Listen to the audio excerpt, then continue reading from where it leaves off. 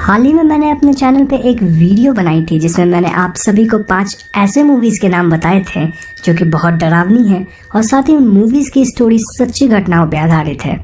उन 5 मूवीज़ की लिस्ट में से मैंने 3 की सच्ची घटनाओं के बारे में अपने चैनल पे वीडियो बना दिया है और आप उन वीडियोस को राइट साइड में ऊपर दिख रहे आई बटन पर क्लिक करके या फिर डिस्क्रिप्शन में दिए हुए लिंक पे जाकर देख सकते हैं।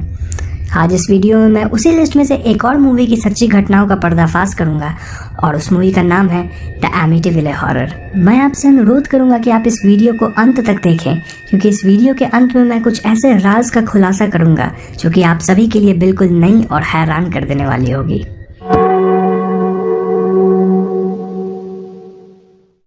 द एमिटीविले हॉरर मूवी एक नॉवेल पे आधारित है जिसे अमेरिकन ऑथर जे एंसन ने 1977 के सितंबर महीने में पब्लिश की थी। एमिटीविले सीरीज की पहली मूवी 1979 में आई थी और इसके बाद इस मूवी की कई और भी पार्ट्स आई हैं। ये book real life paranormal activities पे बेस्ड है जो कि लुट्ज परिवार ने अपनी जिंदगी में एक्सपीरियंस की थी और इन घटनाओं की सच्चाई को लेकर कई प्रश्न भी उठाए गए हैं। ये कहानी 18 दिसंबर 1975 को शुरू होती है जब लुट्ज परिवार एमिटीविले में एक घर खरीदते हैं जिसकी कीमत उन्हें $80,000 पड़ती है।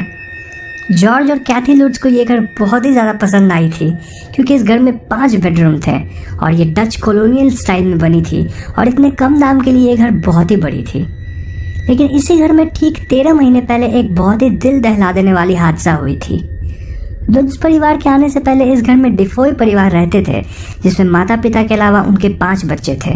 13 नवंबर 1974 की रात को रोनाल्ड डिफोय अपने दोस्त हैरी के बार में भागते हुए आता है और वो कहता है कि उसके माँ बाप सहित पूरे परिवार को किसी ने गोली मार दी है। हैरी तुरंत ही पुलिस को यह खबर देता है और पुलिस के इस घर में पहुंचने पर वहां उन्हें 6 लाशें मिलती हैं। ये लाशें रोनाल्ड डिफोय के माता पिता और उसके सिबलिंग्स के थे। रोनाल्ड बोलता है कि इन घटनाओं के दौरान वो घर पे नहीं था और जब वो वापस आया तो ये मास मर्डर हो चुका था। पुलिस के तहकीकात के दौरान उन्हें रोनाल्ड के कमरे से एक .35 मार्लिन राइफल मिलती है और पुलिस का सीधा शक रोनाल्ड पे ही जाता है। कुछ पूछताछ और इंटरोगेशंस के बाद रोनाल्ड ये कन्फेस कर लेता है कि अपने माँ बाप और 2 भाइयों और बहनों की कत्ल उसने खुद ही की है। कोर्ट में ट्रायल्स के दौरान रोनाल्ड का कहना था कि उसे अपने दीवार में कुछ आवाजें आ रही थी जो कि उसे सबको मार डालने के लिए कह रही थी। रोनाल्ड के वकील ने इस बात को लेकर इस केस को लड़ने की कोशिश की ताकि रोनाल्ड को पागल करार दिया जाए जिससे उसे जेल न हो, लेकिन जज के फैसले के मुताबिक रोनाल्ड को 6 उम्र कैद की सजा सुनाई गई। अब ये सारी बातें लुट्ज परिवार को पता थी लेकिन फिर भी इस बड़े घर को इतने कम दाम में खरीद कर वो काफी खुश थे और उन्होंने डिसाइड किया कि इस घर में शिफ्ट होने से पहले वो यहाँ के नजदीक वाले चर्च में रह रहे कैथोलिक प्रीस्ट से इस घर को ब्लेस करवाएंगे।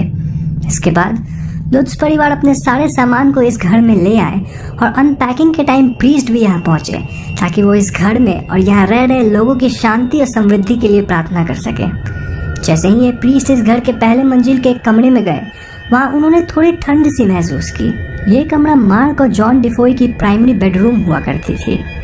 जैसे ही प्रीस्ट ने यहाँ होली वाटर छिड़कना शुरू किया उन्हें किसी के जोर जोर से चिल्लाने की आवाज़ सुनाई दी। यह आवाज़ इसी प्रीस्ट को गेट आउट बोल रही थी, मानो जैसे किसी अनजान शक्ति को इस प्रीस्ट का इस कमरे में होना पसंद नहीं आया हो। फिर भी प्रीस्ट होली वाटर छिड़कते रहे और अचानक किसी अदृश्य शक्ति ने उनके गाल पे एक जोरदार तमाचा जड़ दिया। ऐसा होते ही प्रीस्ट तुरंत उस कमरे से बाहर निकल गए लेकिन उन्होंने लुट्ज परिवार को इन घटनाओं के बारे में कुछ नहीं बताया। उन्होंने बस इतना कहा कि इस घर के ऊपर वाले कमरे को वो अपना बेडरूम नहीं बनाए और बेहतर होगा अगर लुट्ज परिवार उस कमरे का उपयोग कम से कम करे। लुट्ज परिवार ने प्रीस्ट की बात मान ली और उस ऊपर वाले कमरे को स्विंग रूम बना दिया। इस घर में बिता रहे पहली रात से ही लुट्ज परिवार को कुछ अजीबोगरीब सेंसेशंस होने लगे। घर में कई जगह कोल्ड स्पॉट्स फील होते थे और कभी कभी तेज बदबू भी आती थी। उन्होंने घर के दीवारों पे कुछ हरे रंग का पदार्थ को जमते हुए भी देखा और कई बार दरवाजों के की होल्स में भी यह पदार्थ पाया जाता था। इन सब के अलावा जॉर्ज को हमेशा ठंड सी लगती थी और वो अपना ज्यादातर समय फायरप्लेस के नजदीक ही गुजारने लगा था। घर में रह रहे सभी लोगों की हेल्थ कंडीशंस भी खराब हो रही थी और वो लोग अक्सर चिड़चिड़े मूड में रहते थे। लुट्ज परिवार की बेटी अक्सर अपने कमरे में किसी से बात करती पाई जाती थी और उसका कहना था कि वो जिससे बात करती है उसका नाम जोडी है और वो एक लाल आंखों वाली पिग है। जोडी किसी को नहीं दिखती और वो जब चाहे अपना रूप और आकार बदल सकती है। इन सब के अलावा माँ कैथी लुट्ज को भी किचन के सिंक में काले धब्बे दिखते थे और उन्हें ऐसा भी लगता था मानो कभी कभी उन्हें किसी अदृश्य इंसान ने टच किया हो। लुट्ज परिवार इस घर में एक भी दिन आरामदायक तरीके से नहीं रह पा रहे थे और सबके साथ कुछ न कुछ रहस्यमयी घटना हो रही थी। फिर एक दिन अचानक ऊपर वाले स्विंग रूम में एक बड़ी मक्खियों का झुंड आ गया और ये पूरे घर में फैल गई। यहाँ हैरान करने वाली बात यह थी कि उस समय ठंड की मौसम थी और इतनी ज्यादा सर्दी में मक्खियां दिखती तक नहीं है। इस घटना के ठीक एक दिन बाद जॉर्ज की नींद रात को 3:15 पे खुली और ये वही समय था जब डिफोय परिवार की हत्या इसी घर में हुई थी।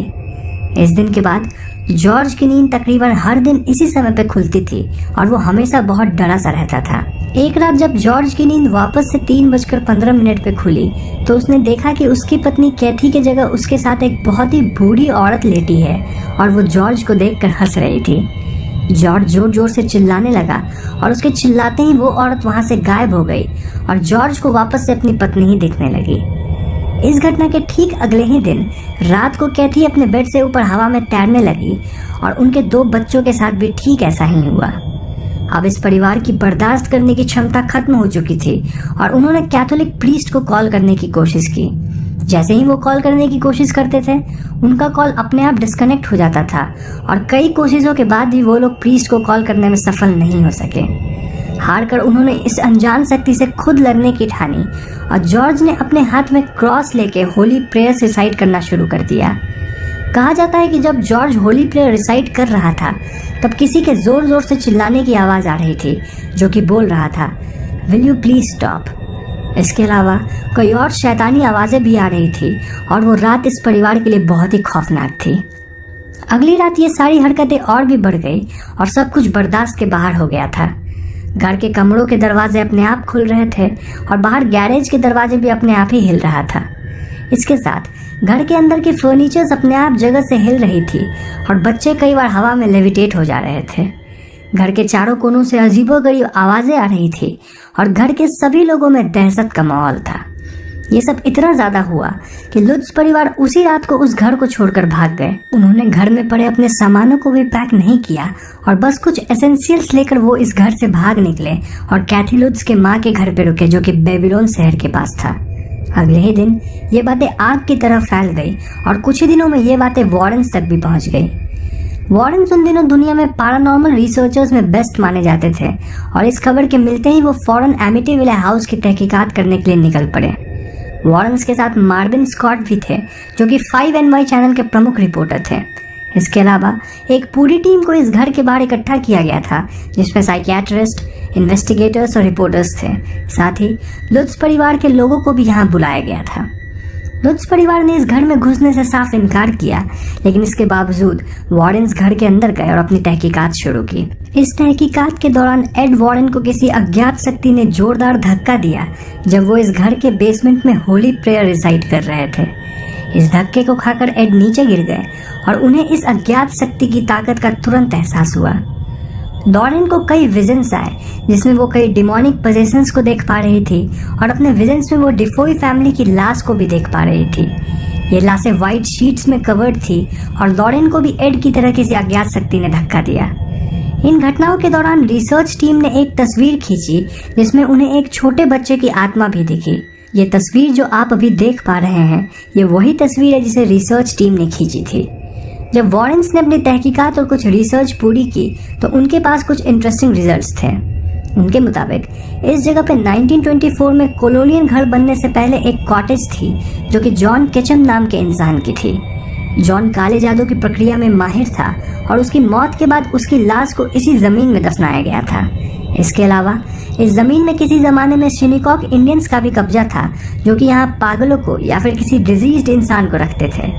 इस वजह से इस जमीन पे कई मौतें भी हुई थी और वॉरेन्स के मुताबिक इस जगह की हिस्ट्री बहुत ही डार्क है। शायद यही वजह थी कि रोनाल्ड डिफोय ने अपने सारे परिवार को ही मार डाला था क्योंकि वो इन नेगेटिव एनर्जीज की चपेट में था।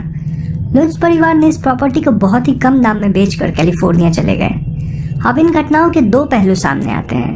पहली ये कि ये बताई हुई सारी घटनाएं सच हैं और वो जगह सच में नेगेटिव शक्तियों के आगोश में है।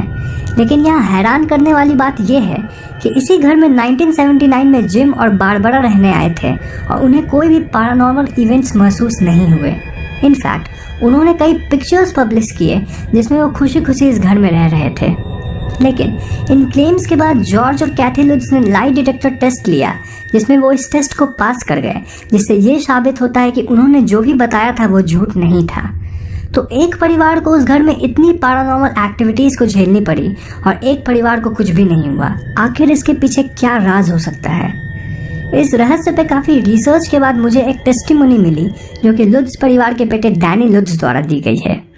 डैनी के मुताबिक उस घर की पैरानॉर्मल एक्टिविटीज का डिफोई परिवार की हत्या से कुछ लेना देना ही नहीं है, बल्कि ये सब उसके पिता जॉर्ज लुट्ज की गलती है। जॉर्ज अपनी जिंदगी में कई बार इन शैतानी शक्तियों के साथ अलग अलग प्रक्रिया का इस्तेमाल करके छेड़खानी करते थे और इन्होंने उस घर में भी कुछ बुरी आत्माओं को बुलाया था।